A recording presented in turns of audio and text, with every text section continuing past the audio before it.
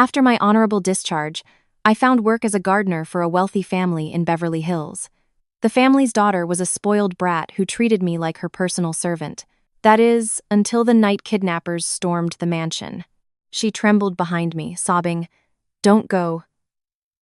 Save me." This is our story. That morning, I packed 2 old pairs of fatigues, a few personal items, and my canvas duffel bag. At the bottom lay a small wooden box holding my discharge papers and a couple of bronze medals. After receiving the final paperwork from my commanding officer, I boarded a Greyhound bus heading south. The engine roared for a day and a half before finally pulling into the downtown Los Angeles terminal. I slung the duffel bag over my shoulder and walked to a nearby street vendor, ordering a cold bottle of water. As I sank onto a plastic chair, a beat-up motorcycle screeched to a halt in front of me. Mike kicked down the stand and slapped me hard on the shoulder. We had been in the same Ranger unit for years, deployed to the most unforgiving corners of the world. Since he got out, Mike had been working private security in LA's upscale neighborhoods. He'd call me every so often, telling me to come west to find work. This time, I'd finally agreed. We didn't talk much, just a few quick questions about family and health before Mike told me to hop on. His old bike weaved through the congested streets, heading straight for the 405. After crossing into the hills, Mike turned into the opulent neighborhood of Beverly Hills. The streets were lined with mansions hidden behind high walls and iron gates. He stopped in front of a 2-story mansion with imposing black iron gates. Mike buzzed the intercom, and after a short conversation, the gates swung open automatically. A man in his 60s, with salt and pepper hair and wearing a neatly tucked-in polo shirt, came out to greet us. "This is Mr. Harrison," Mike introduced, "the estate manager for the owner, Mr. Sterling." Mr. Harrison looked me up and down before handing me a job application. I quickly filled in the basic information. Mr. Harrison reviewed it and offered me a salary of $2,500 a month, room and board included. The main job was to maintain the entire landscape of the half-acre property. I nodded, signed the paperwork, and was officially employed. Mr. Harrison led me around the side of the main house to a small, tin-roofed room tucked away behind a bougainvillea trellis in the back corner of the garden. The room was about 150 square feet, furnished with a single metal frame bed, a desk fan, and a small private bathroom. I dropped my bag on the bed, splashed some water on my face, and then went straight to the adjacent shed, which housed the gardening tools. Inside, everything from a gas-powered lawnmower, hedge trimmers, shovels, and sprinklers to bags of fertilizer and topsoil was neatly organized. I took a can of WD-40 and oiled the rusted joints of a few pruning shears, then sharpened the blade of the lawnmower. Once finished, I took a walk around the garden to assess the situation. It was designed in a European style, with a carpet of lush street Augustine grass stretching from the front gate to the pool in the back. The walkways were lined with neatly trimmed boxwood hedges. Along the perimeter walls grew rows of laurel and magnolia trees. A corner of the yard had an automated sprinkler system on a timer. Everything was orderly, but the previous gardener had quit over 2 weeks ago, and weeds were starting to invade the main lawn. The boxwood hedges were also losing their shape, with stray branches sticking out. I mentally calculated the workload and planned to tackle the lawn first, then move on to trimming the hedges the next day. Returning to my room, I swept the floor, laid a sleeping bag on the metal bed, and lay down to rest, waiting for dinner time. My civilian life had officially begun. At 7 a.m., I put on a pair of blue work pants and a t-shirt, a wide-brimmed boonie hat, and a pair of rubber sandals before heading out into the garden. The first task was to deal with the hibiscus hedge running alongside the driveway. This type of plant grows incredibly fast. A few weeks of neglect and its branches were already obstructing the path. I grabbed a wheelbarrow, mixed a bag of topsoil with composted cow manure and peat moss, and left it ready in a corner of the yard. Then, I picked up a pair of large hedge shears and began cutting back the overgrown branches. The rhythmic snip-snip of the shears echoed through the quiet morning. I worked with the muscle memory from my time in the service, steady hands, a precise eye for straight lines, no need for a guide string.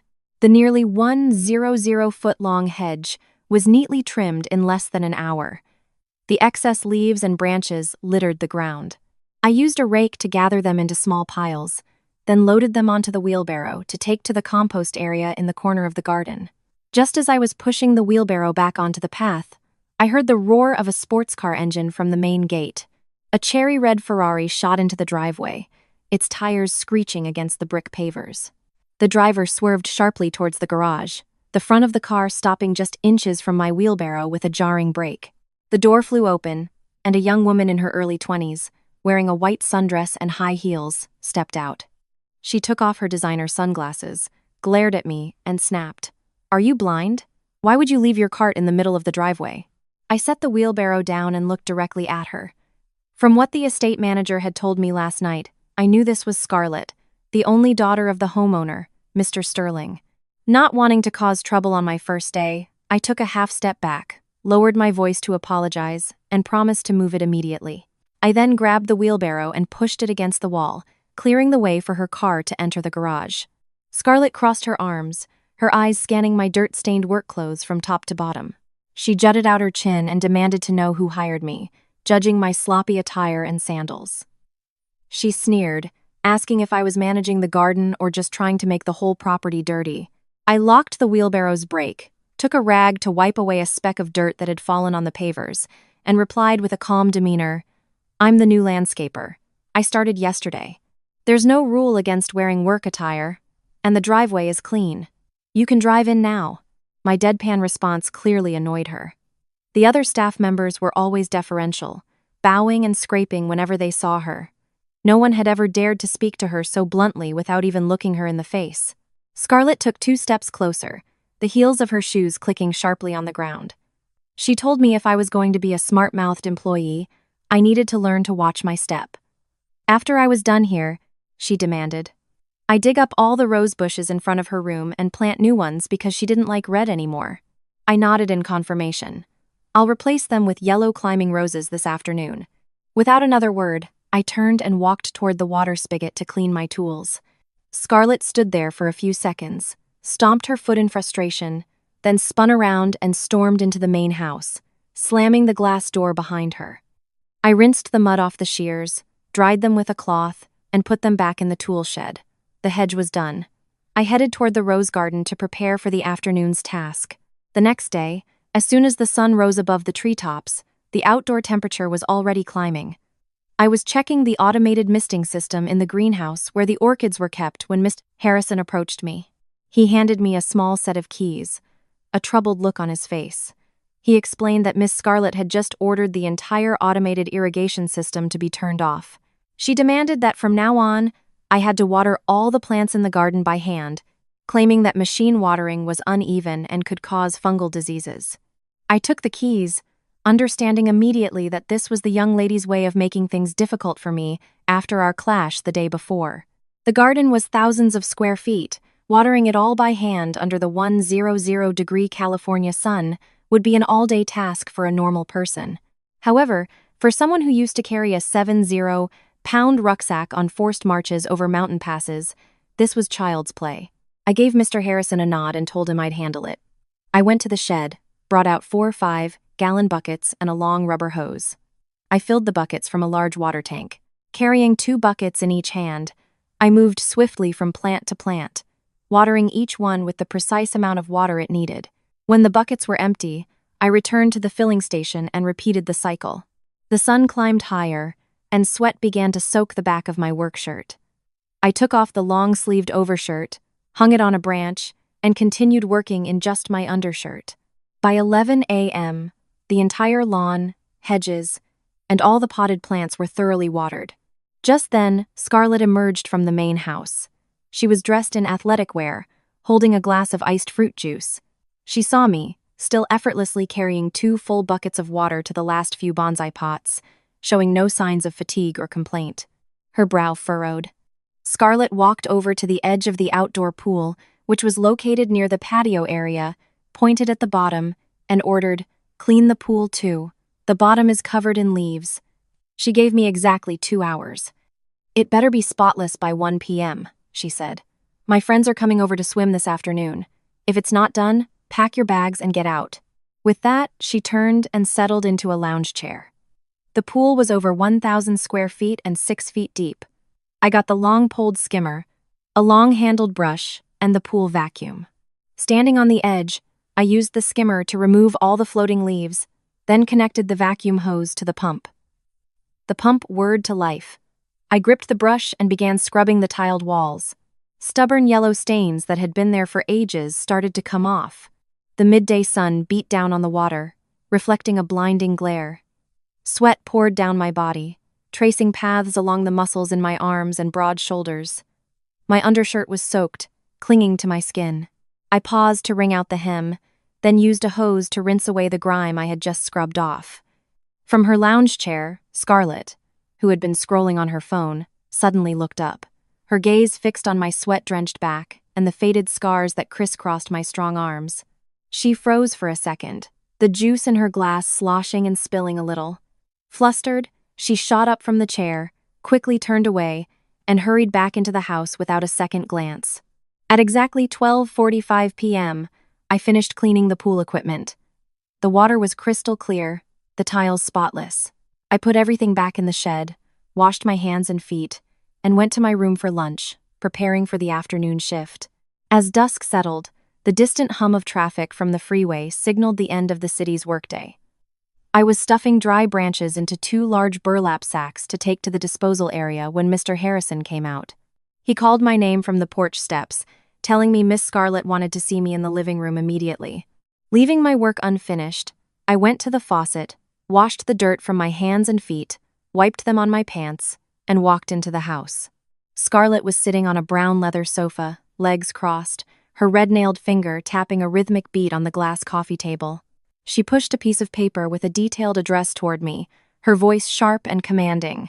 The family's driver had taken an unexpected day off. She ordered me to go pick up dinner.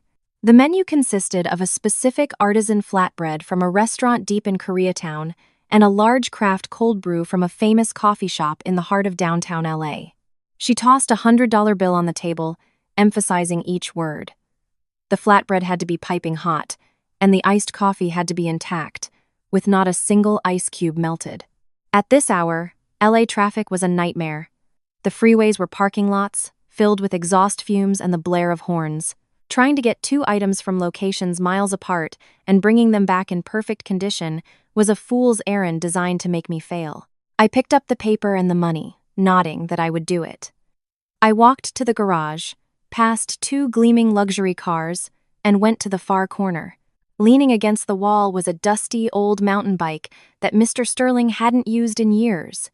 I used the air compressor to fill the tires, oiled the chain and gears, and then wheeled the bike out the main gate. Taking a car now would be suicide, I muttered to myself. I immediately turned into a narrow alley beside the mansion, starting to weave through a crowded neighborhood of service workers' apartments. Using the endurance built from years of carrying heavy packs on forced marches, I pedaled furiously, maintaining a steady, powerful rhythm. The bike flew through the labyrinthine alleys of the city's fringes. I cut across a vacant lot under a freeway overpass, choosing a path that hugged the concrete banks of the LA River to avoid the congested main roads. After crossing a bridge, I continued to navigate through narrow side streets, cutting through noisy, bustling street markets. I made turn after turn, navigating entirely from my mental map of the city. Over 30 minutes later, I braked in front of the flatbread shop in Koreatown. The line of customers snaked out the door and onto the sidewalk. I parked the bike, walked straight to the counter, and placed an extra $20 bill next to my order. I explained I needed one to go as fast as possible. Receiving the flatbread, carefully wrapped in 3 layers of foil to keep it hot, I tucked it into the backpack I wore on my chest. I immediately turned the bike around and headed for downtown LA. The stretch from Koreatown to DTLA was gridlocked. Cars and buses were bumper to bumper, inching along. I hopped the bike onto the sidewalk, weaving around street vendors and pedestrians. At the coffee shop, I quickly ordered a large cold brew, asking the barista to add extra ice. I carefully placed the drink into a small insulated bag I had brought from home, zipped it tight, and put it in the front pocket of my backpack. The journey back was harder. The sky suddenly opened up, and a downpour made the asphalt slick.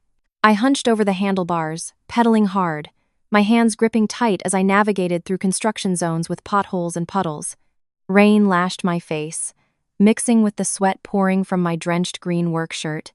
My legs worked at full capacity, pedaling nonstop. I took shortcuts through residential neighborhoods to save time. When I reached the mansion's gate, the clock in the garage read exactly 8 p.m. The entire ordeal of navigating traffic and waiting for the food had taken over 2.5 hours. I walked straight into the living room with the backpack. Scarlett was still in the same spot, scrolling on her phone, awaiting the gardener's failure. I opened the backpack and carefully placed the box of flatbread on the table. Steam immediately billowed from the foil, fogging up a corner of the glass. Next, I took the cold brew from the front pocket and set it down. The large ice cubes inside the cup were still mostly whole. Condensation dripped down the side of the cup onto the glass. I stood up straight, looked Scarlett in the eye, and reported, "Mission complete," as requested. She was stunned, dropping her phone onto the sofa cushion. Her lips moved, but she couldn't find a single reason to fault the gardener. I reached into my pocket, took out the change, and placed it neatly on the table. My task complete, I turned and walked back out into the yard, heading toward the pile of dry branches to finish my day's work. Around 9 a.m. the next morning, I was pulling weeds in a vacant patch of land behind the swimming pool. This area bordered another mansion. Suddenly, a deep, guttural bark shattered the garden's silence. A side gate between the two properties had been accidentally left ajar, allowing a large, dark shadow to bolt onto the lawn. It was a German Shepherd, all black with tan markings on its underbelly, weighing at least 90 pounds. It bared its teeth, saliva dripping, and growled menacingly. The dog stopped for a moment, its eyes scanning the yard, then charged straight for the main house. At that exact moment, Scarlett and two of her black-suited bodyguards were taking a walk in the yard. Seeing the massive animal charging, the two large bodyguards panicked, stumbling backward into each other and falling in a heap on the brick patio. They fumbled to draw the batons from their belts, their hands trembling as they yelled for help. Scarlett was frozen in place, her face pale, unable to scream.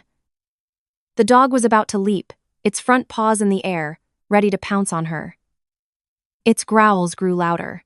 The other guards on the property heard the commotion and rushed in, but they all hesitated, none daring to intervene.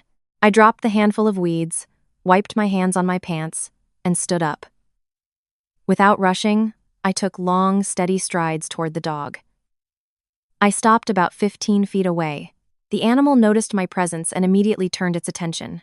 It focused its ferocious gaze on the new target, baring its teeth and barking, gathering itself to attack. I widened my stance, feet shoulder-width apart, lowered my center of gravity, and stared directly into the animal's eyes. In the military, I had trained and subdued dozens of service dogs more aggressive than this. Combat experience taught me that when facing a wild animal, the slightest hint of fear will trigger an attack. I held my position, focused my energy, and in a deep, commanding voice, I barked a single, sharp command. "Sit." The sound was powerful, resonant, completely overwhelming the dog's barking. The shepherd froze mid-lunge, its four paws landing awkwardly on the ground. Its eyes met my unwavering gaze. The unseen pressure from a man who had faced life and death caused the animal's survival instincts to kick in. It whimpered, its erect tail slowly tucking between its legs. It backed away a few steps and obediently lay down on the grass, not daring to lift its head. I slowly approached it and patted its head firmly a few times. The dog closed its eyes and lay perfectly still. Just then, the neighbor and his security guards rushed over, apologizing profusely. They clipped a steel leash to the dog's collar and led it away. The garden returned to normal. The two bodyguards scrambled to their feet, dusting themselves off and avoiding everyone's eyes. Scarlett was still standing there, stunned, her eyes glued on me. She scrutinized everything from my rubber sandals and faded work clothes to my calm face. There was no panic, no hint of bravado on the gardener's face. I picked up my rake and walked back to the patch of land to continue my unfinished work. Scarlett took a couple of steps, opened her mouth to say something, but then stopped. She turned and walked silently back toward the house. In the following days, the atmosphere in the mansion changed dramatically. My workload remained the same: watering, mowing, trimming, cleaning. However, the pace of life for the family became frantic. Sterling started leaving the house at dawn in his Mercedes and not returning until after midnight. Meetings were held constantly in the living room.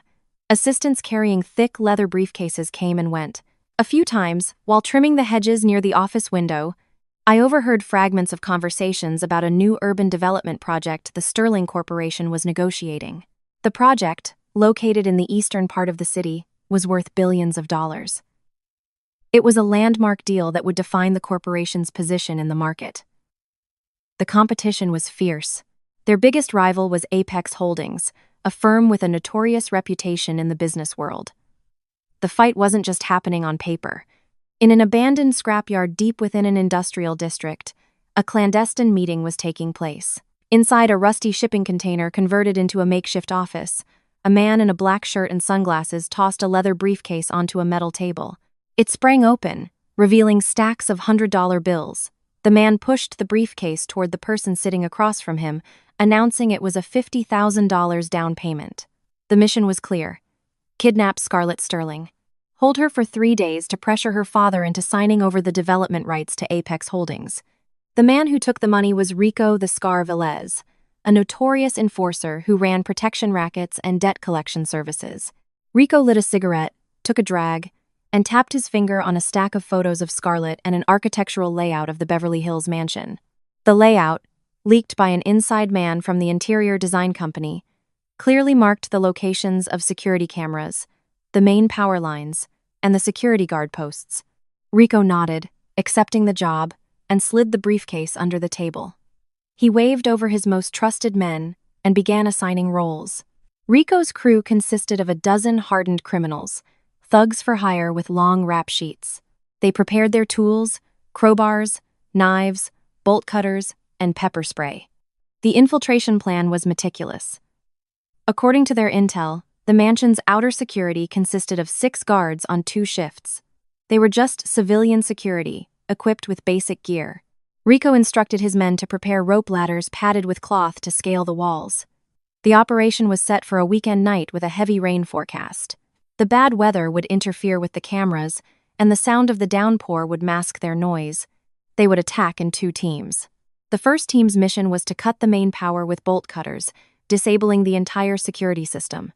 The second team, comprised of the most ruthless thugs, would climb the wall, neutralize the guards, and storm the main house to grab the target. A windowless cargo van was positioned in the alley behind the mansion for the getaway. The plan was set. They were ready to move. Faced with the high-stakes business deal, Mr. Sterling decided to increase his family's security. A private security team was hired for a hefty 6-figure monthly fee. That morning, a black van pulled up to the mansion. 6 large men in black suits, sunglasses, and ties stepped out. They were fully equipped with earpieces, batons, flashlights, and handheld metal detectors. The team leader was a man named Kane, a muscular man with slicked-back hair and an arrogant smirk. Kane assigned his men to 3 key positions: the main gate, the side entrance, and the glass doors leading to the pool. The arrival of the new security team changed the rhythm of the garden. They patrolled constantly, talking into their earpieces with professional jargon. However, to someone who had been through special forces training, the flaws in their deployment were obvious. Their posts were too exposed, easily observed from the outside. Their lines of sight were obscured by large trees. Moreover, they often gathered to chat during their shifts, occasionally sneaking glances at their phones. I paid them no mind, focusing on my daily gardening tasks. At noon, I finished fertilizing the laurel hedge along the wall. After washing my hands, I went to the shed, poured a glass of iced tea from a pitcher, and sat down in a wicker chair under the awning. I set out a small dish of sunflower seeds, sipping my tea and enjoying the cool breeze blowing in from the coast. Kane and 2 of his men were on patrol and walked past the shed. He stopped, took off his sunglasses, and looked over my dirt-caked work clothes. He walked closer, casually scooped up a handful of my sunflower seeds, and popped them in his mouth, cracking them loudly. Kane smirked, speaking loud enough for his men to hear. "How much does the old man pay you for this manual labor? A whole month of digging in the dirt probably doesn't even equal a day of what we make just standing around." His 2 subordinates snickered. One of them added, "Look at this scrawny guy. A burglar shows up, and he'd probably drop his shovel and run before he could even scream. He advised me to do my job well and to hide behind us if anything happens. I remained seated, took a sip of my iced tea, and spat a shell into the trash can at my feet. I didn't rush to respond. I just smiled faintly, my eyes glancing over their crisp black suits and shiny new batons. I nodded and replied with a short, simple sentence. You do your job, I'll do mine. Kane grunted, tossed the shells on the ground, and waved for his men to move on. After they were gone, I stood up, swept the shells into the trash, and went back to my room to rest. The storm hit Los Angeles just after midnight. Rain hammered down on the tin roof of my small room, creating a deafening roar. I lay on my metal bed, arm draped over my forehead, trying to rest. Suddenly, the whirring of the fan stopped. The entire estate was plunged into darkness. The garden lights, the house lights, everything went out. From years of operating in low-light environments, I knew this wasn't a standard power outage. The substations in this part of LA had backup generators that would kick in within 10 seconds. More than a minute had passed, and everything was still silent. My phone screen showed no signal bars. Someone was using a jammer to isolate the area. I slipped on my canvas shoes and threw on my green rain slicker. Peeking through a crack in the window, I watched the outside. The rain was a torrential downpour, a white sheet obscuring vision, but my highly trained hearing could pick out unusual sounds. Mixed in with the drumming of the rain was the sound of rubber-soled boots on wet grass. It wasn't one person. It was a group, moving in a coordinated line toward the side of the house. The cameras along the wall must have been cut. The intruders were using the storm for cover. I quietly opened my door and slipped outside, sticking close to the brick wall as I moved toward the main house. Behind the 3-meter-high wall, Rico Velez stood under a large tree. He wore a black poncho, holding a flashlight covered with red film to dim the light. He signaled for 2 of his men to approach the wall. They produced a cloth-padded rope ladder and hooked it onto the pointed iron spikes at the top. One by one, they climbed over, landing silently on the grass.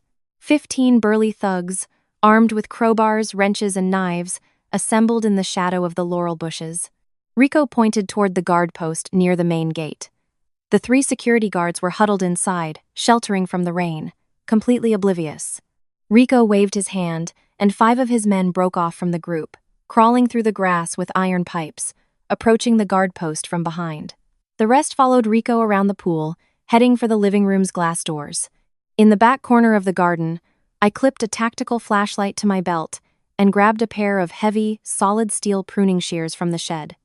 I had just sharpened them that afternoon. Gripping the handle, I moved swiftly through the rain. My slicker was soaked, and rain ran down my face, but my focus was absolute. I moved through the garden's blind spots, staying away from open areas. Crossing behind the bougainvillea, I pressed my back against the kitchen wall. From this position, I could see the entire back door area and the hallway leading upstairs. My objective was to get inside the main house and ensure the safety of everyone inside. Ignoring the rain, I tightened my grip on the shears, ready for a fight. At the main gate guard post, Kane and his 2 men were huddled together, engrossed in their phones, completely ignoring the dead security monitors. 5 dark figures in ponchos crept up from behind. The lead man raised a steel pipe and brought it down hard on the reinforced glass of the booth. The sound of shattering glass was lost in a clap of thunder. Shards flew everywhere. The pipe hit Kane's shoulder, and he screamed, dropping his phone. The other 2 guards jumped, fumbling for their batons. Before they could react, the thugs kicked the door in and swarmed them. One of the intruders pulled out a can of pepper spray and unleashed it inside the small booth. A white cloud filled the space. Kane cried out, clutching his face as tears and snot streamed down. He threw his radio aside, shoved one of his own men into the attackers as a shield, and scrambled to escape. Forgetting all about his duty and his pride, he bolted for the main gate, climbed the iron bars, and jumped out onto the main street, disappearing into the downpour. The professional, 6-figure security team was neutralized in less than 2 minutes. With the outer guards dealt with, the 5 thugs regrouped with Rico's team. They moved silently toward the large sliding glass door that led from the pool to the living room. Rico pulled a small, cloth-wrapped hammer from his tool bag and slammed it into the lock. The sharp blow shattered the thick brass lock mechanism. The heavy glass door slid open freely. A dozen thugs filed into the house, their muddy boots leaving a trail on the expensive marble floors. Rainwater dripped from their ponchos, forming puddles on the ground. Rico gave a hand signal, and the group split into 3 teams. The first team fanned out to search the ground floor. The second team secured the front and back doors to block any escape. Rico himself led the third and most dangerous-looking group of 5 up the main staircase towards the second floor. While they were busy breaking in, I had already moved to a hidden corner behind the kitchen's wooden door. Using a master key I'd borrowed from Mr. Harrison's office, I quietly turned the lock. The door opened without a sound. I slipped into the pitch-black kitchen. The air was thick with the damp smell of the storm. Hiding behind a large, industrial-sized refrigerator, I focused all my attention on listening. The sound of heavy footsteps echoed through the living room. I heard things being knocked over, the gruff curses of the thugs as they tore the place apart. They overturned the leather sofas and kicked in the doors of storage closets. Assessing the situation, I realized their numbers were large. They were well armed for close combat, and their actions were organized. A direct confrontation with 15 men in the confined space of the living room was not a good idea. I decided to wait for the right moment, to take them down one by one, or to go straight for the leader. My hand tightened around the handle of the steel shears. I lowered my center of gravity and moved behind the marble kitchen island. The flashlight beams of the search team swept across the kitchen cabinets.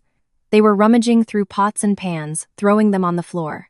I remained hidden in the shadows behind them, patiently waiting for my prey to step into my range. When the power went out, Scarlett was in her large bedroom on the second floor, watching a movie. The room plunged into darkness, and the air conditioner fell silent.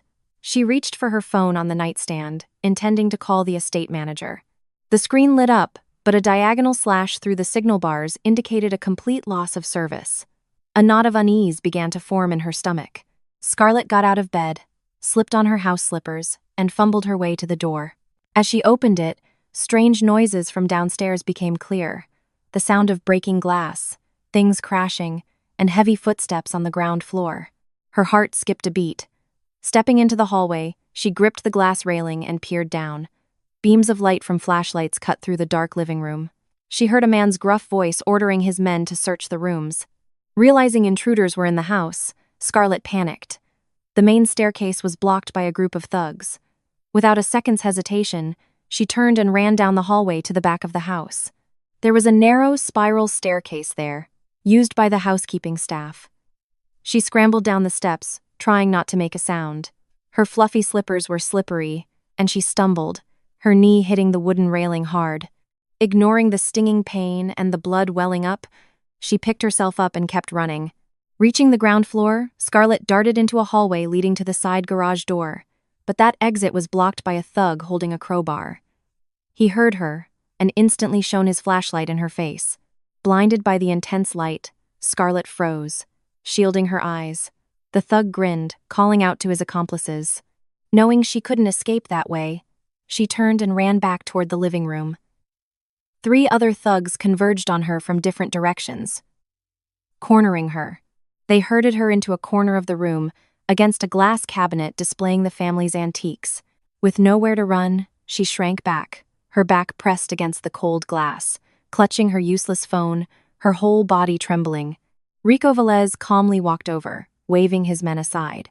He shone his red-filtered flashlight on Scarlett's pale face. He pulled a crumpled photo from his pocket, compared it to her, and nodded in satisfaction. He put the photo away and took another step forward, his voice dripping with menace, telling her to come with them quietly or it would be painful. The surrounding thugs banged their weapons on the marble floor, creating a terrifying noise to intimidate her. Scarlett bit her lip until it bled, her eyes wide with defiance. She mustered all her courage and screamed at them, demanding to know what they wanted and telling them to stay away. Her desperate cry was swallowed by a peal of thunder. Rico sneered, dropped his cigarette, and crushed it with the toe of his boot. He raised a heavily tattooed arm, aiming for Scarlett's long hair, ready to grab her.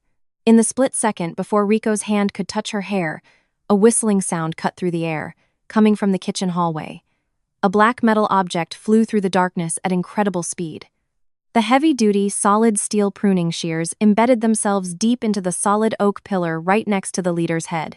The sharp blade, which I had meticulously sharpened, sank deep into the hard wood with a sickening thud. The impact sent wood splinters flying, one of them grazing Rico's cheek. Startled, he jerked his hand back and stumbled backward. The entire group of thugs froze. All the flashlight beams instantly swiveled toward the hallway where the attack had come from. From the murky darkness of the kitchen, I calmly stepped into the light. I was wearing the drenched, dark green rain slicker. Water dripped from the brim of my boonie hat onto the floor. In my right hand, I held a small tactical flashlight, its narrow beam pointed down, just bright enough for them to see me without being blinded. I walked with a steady, silent gait. Stopping about 15 feet from them, I stood tall, my voice a low, steady rumble that cut through the tense silence. "You're making too much noise. People are trying to sleep." 15 pairs of eyes stared at the man who had appeared out of nowhere. They scanned me from head to toe, a gardener in soaked work clothes and sandals, seemingly unarmed. He didn't look big or particularly threatening. Seeing no obvious weapon, the thugs' initial caution vanished. They assumed the throw was a lucky shot from a desperate fool. A few of them started to snicker, mocking my out-of-place appearance. They muttered amongst themselves, cursing the audacity of a poor worker who dared to interfere. Rico Velez regained his composure. He wiped his face, annoyed, and pulled a wicked-looking, serrated combat knife from his belt. He stepped in front of his men, pointing the knife at my chest. He spat on the floor and growled, "Get lost, you filthy gardener, if you don't want to die here for nothing." His men behind him raised their pipes and wrenches, forming a solid wall. My eyes quickly scanned the positions of all 15 enemies, memorizing their spacing and weaknesses. Everything was under control. I shrugged, a small, dismissive smile playing on my lips, and twirled the flashlight in my hand. I turned my back, feigning acceptance of their threat, and started to walk away. Seeing me turn to leave, the thugs roared with laughter. Rico sheathed his knife and turned back toward Scarlett. He grabbed her by the wrist, pulling her roughly away from the cabinet. Scarlett stumbled, nearly falling. Seeing her only hope for survival walking away into the darkness, her survival instinct kicked in. She struggled violently, biting down hard on the back of Rico's hand. He yelled in pain, his grip loosening. Instantly, Scarlett slipped through a gap between two of the thugs and ran frantically toward the hallway. One of them reached out to grab her, but she ducked and darted forward. Scarlett slammed into my back, her hands grabbing desperately at my rain slicker. She clung to my arm with all her strength, her fingernails digging through the wet nylon. All her usual arrogance gone, Scarlett buried her face in my shoulder and began to sob, her tears of pure terror mixing with the rain on my jacket. Her voice broke as she pleaded, again and again, "Save me. Please don't leave me alone with them." Her choked sobs echoed in the silent house, shattering the last of my restraint. The raw fear of this young woman awakened the soldier's duty to protect the weak. I stopped, standing perfectly still, letting her cling to my arm.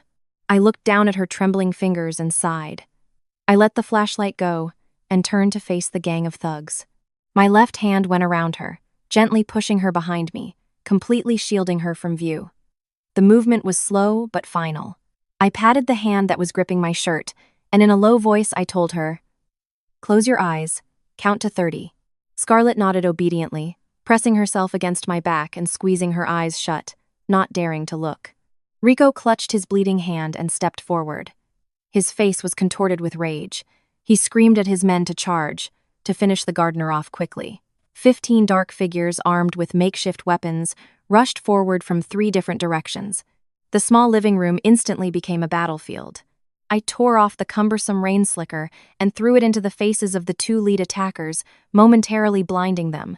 My usual lazy demeanor vanished, replaced by the cold, oppressive aura of a man who had survived countless life-or-death battles. I widened my stance, lowered my center of gravity, and brought my hands up, muscles tensed, ready for the first assault. The one-sided battle began under the flickering lights of dropped flashlights.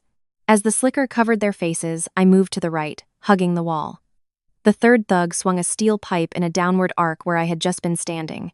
Instead of dodging, I stepped forward into the attack, using my left forearm to parry his wrist.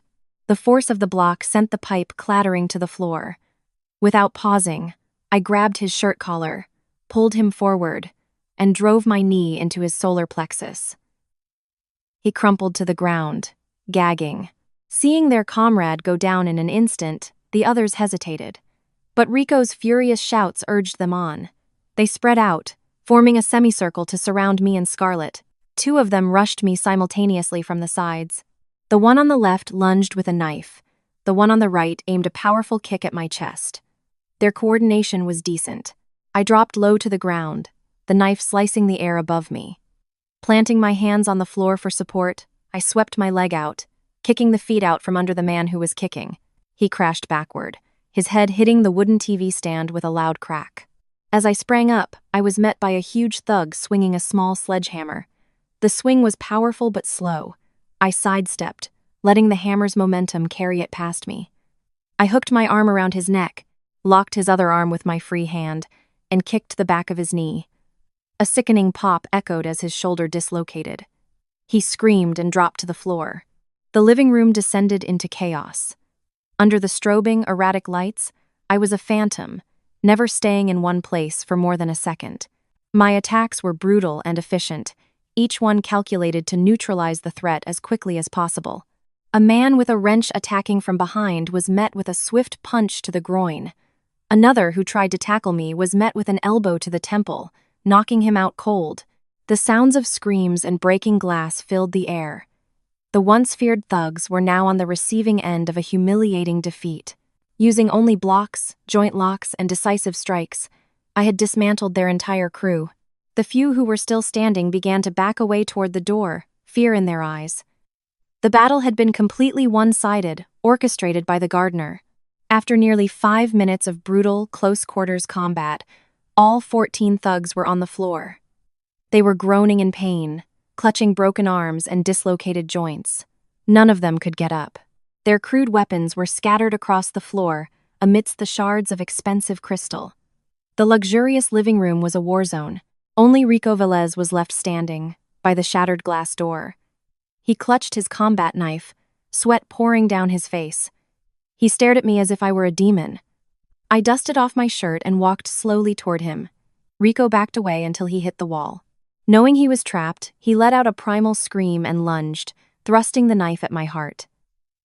His attack was fast, but to a former special operator, it was full of openings. I didn't back away. I parried his wrist with my left hand, deflecting the blade.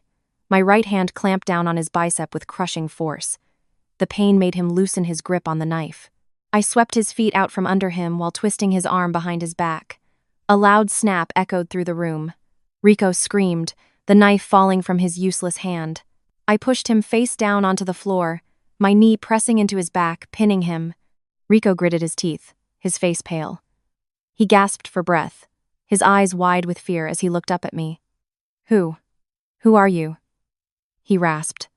What crew do you run with? I stood up, casually kicking the knife away with my foot. I looked down at the man at my feet and said coolly, I'm just a gardener, hired to mow the lawn and earn a living. The simple answer left Rico speechless. He dropped his head to the floor, defeated. I scanned the room one last time to ensure there were no more threats. I walked over to the corner where Scarlett was. She was still huddled there, hands over her ears, eyes squeezed shut just as I had told her. I gently touched her shoulder. It's over, I said softly. You can open your eyes. Scarlett slowly opened her eyes and looked at the carnage around her. The initial shock gave way to utter amazement. She looked up at my broad back, her eyes a complex mixture of gratitude and something else. I helped her up and checked for injuries. Seeing she only had minor scrapes, I grabbed a wool blanket from the sofa and draped it over her shoulders to keep her warm. After getting her settled on the only undamaged piece of furniture, I turned to the moaning thugs on the floor. Using the zip ties they had brought, I secured the hands of those who could still move.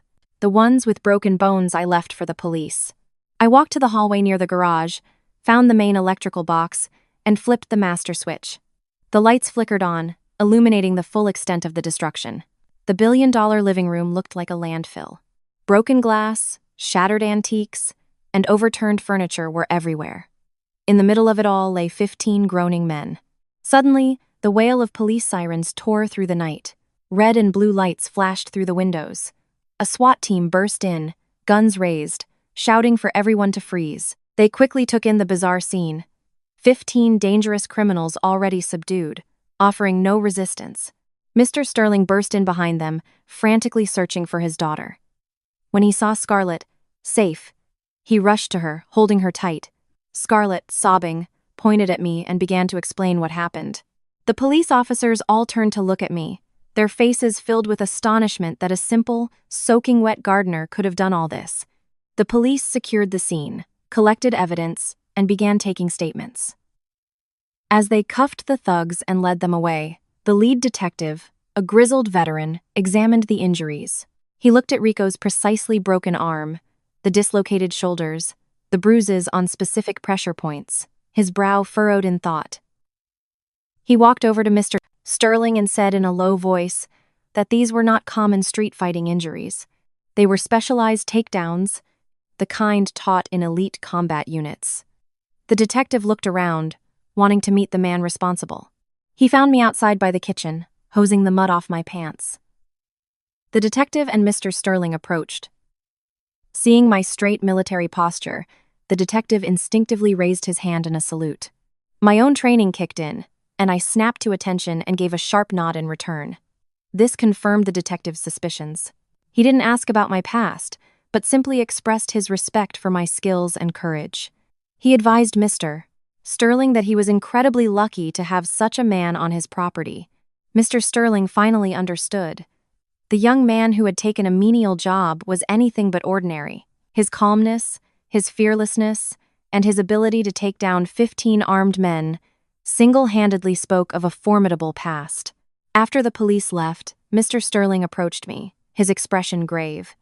He asked me to join him in his office, offering to reward me handsomely for saving his daughter. I cut the water, looked him in the eye, and politely declined. I told him it was late and I needed to rest so I could finish mowing the lawn in the morning. I said that protecting people in danger was just something you do. No thanks or rewards were necessary. With that, I gave him a nod, turned my back on the billionaire's astonished face, and walked back to my small room in the corner of the garden. The next morning, I was up at dawn, cleaning up the storm debris. Around 8 a.m., just as I was finishing, I saw Scarlett walking toward my room. She wasn't wearing her usual designer clothes, but a simple set of athletic wear.